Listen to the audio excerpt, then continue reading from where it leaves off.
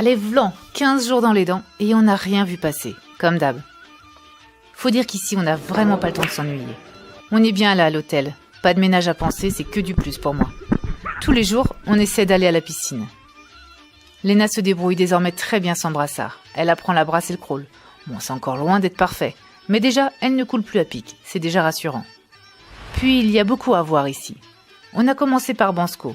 Petite station très cosy avec beaucoup de charme. On longe le petit canal. C'est aussi clair et fraîche qui descend tout droit du massif Pirin. Ces petites maisons fleuries, charmantes. On prend beaucoup de plaisir à marcher ici.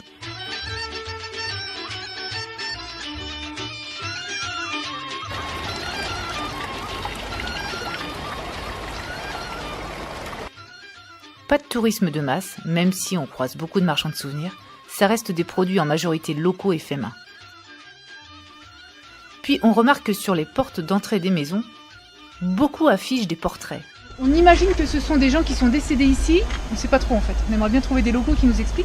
Là on a l'impression que c'est mort à 76 ans, mais peut-être que je me trompe. Je sais pas. En tout cas c'est intriguant. Et oui, après avoir demandé aux locaux, c'est bien ça. Une manière de symboliser le deuil, le recueillement et ainsi prier le défunt. Une vieille dame nous arrête pour nous parler. Les mains et gestes ont leurs limites, mais elle était super heureuse de prendre Jonah dans ses bras. Tu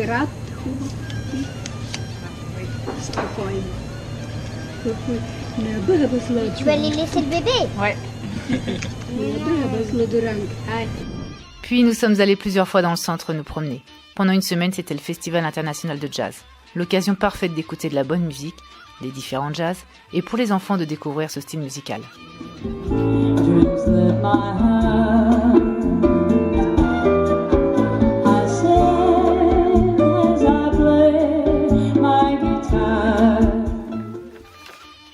Les promenades de nuit, c'est une autre ambiance. Animée, joyeuse, la ville prend un autre visage.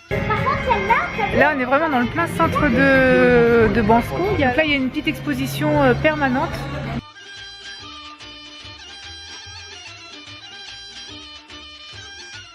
C'est chouette de voir sur les murs les fresques qui sont dessinées. Oh, c'est beau bébé, qu'est-ce que t'en penses?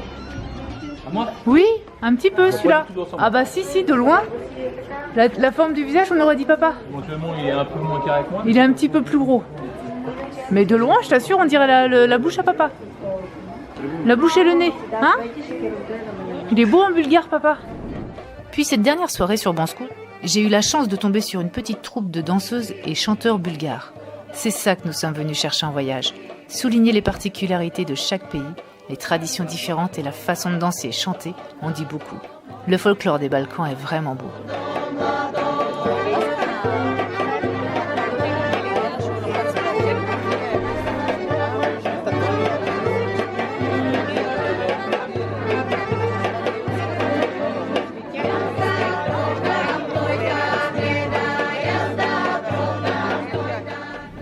Petite escapade un dimanche ensoleillé dans les montagnes Pirin. Des magnifiques sapins, un écosystème à regarder de plus près pour les enfants. Une bonne occasion de leur en montrer quelques aspects. La photosynthèse, le rôle de la sève, où elle est, etc. Un superbe terrain d'observation et de jeu.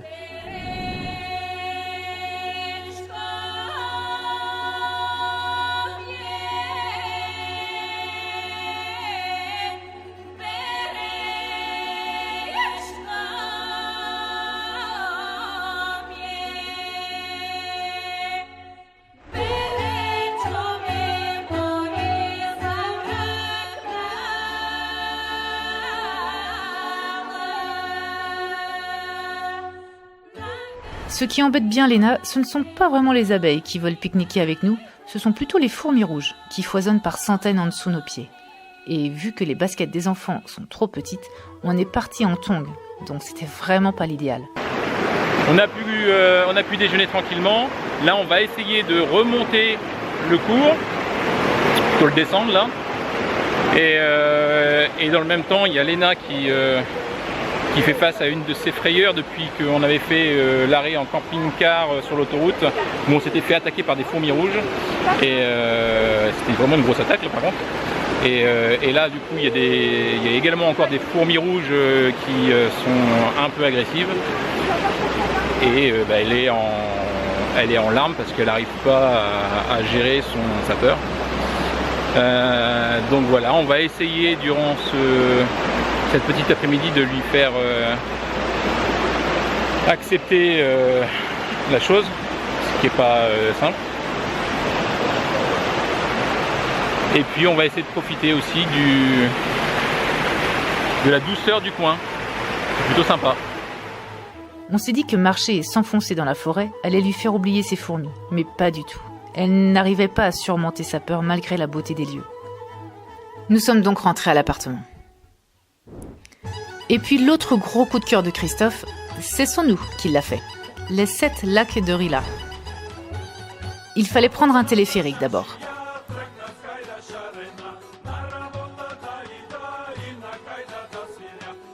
J'ai un peu le vertige, voire beaucoup.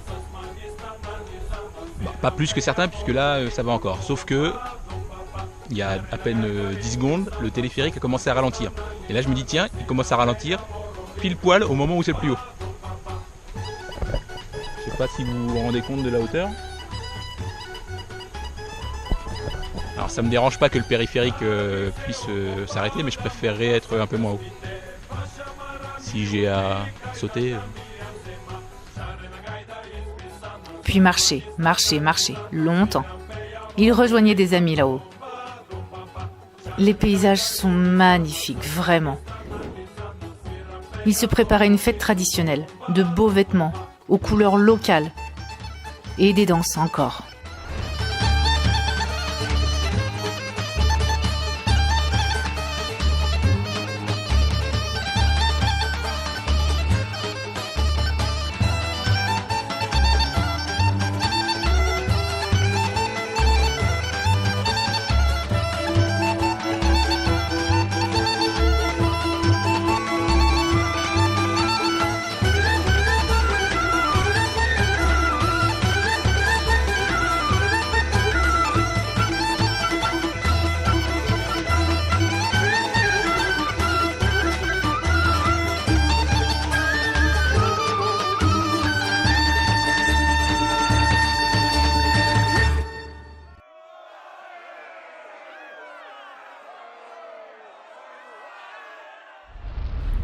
Le lendemain, c'était le baptême auquel nous étions invités.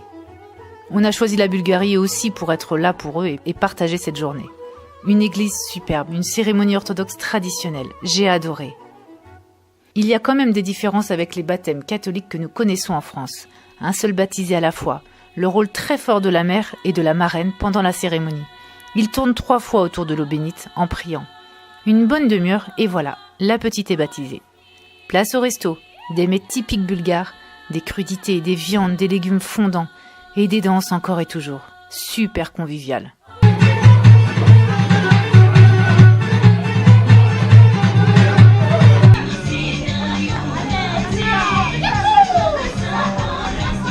Et chez vous, ça se passe aussi comme ça les baptêmes ? À très vite.